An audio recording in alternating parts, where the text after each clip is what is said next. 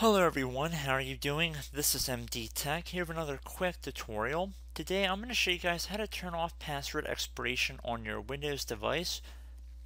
So it can definitely be very annoying if your password is continuously expiring, or maybe you're the only user on your computer and you're constantly being prompted after every so many days that you need to change your password before it expires. So this brief tutorial will hopefully permanently disable that. So pretty straightforward tutorial that we have in store for you guys today. And we are going to start by opening up the start menu. And we're going to type in LUS R MGR .msc.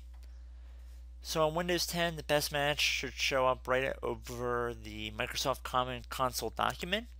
On Windows 7 and Windows 8, it should just have the lusrmgr.msc, no writing underneath. Either way, it should have a similar icon next to it on the left side. So you want to left click on it.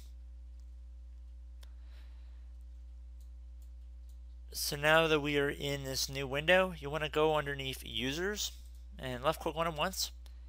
And now for whichever account you want to turn off password expiration for, you want to double click on it. So I'm going to double click on that. So we can see that it's currently set to user must change password at next to log on. So if for some reason this is checked, you want to uncheck it. And then you want to make sure you check password never expires right here. So make sure you select that, password never expires. You click apply and OK. And that's pretty much it, guys. If you need to enter any passwords or anything in to save the change, you might need to do that. Just follow along with the on-screen instructions. But for the most part, this was a pretty simple tutorial. So I hope this brief tutorial helped you guys out, and I will catch you in the next video. Goodbye.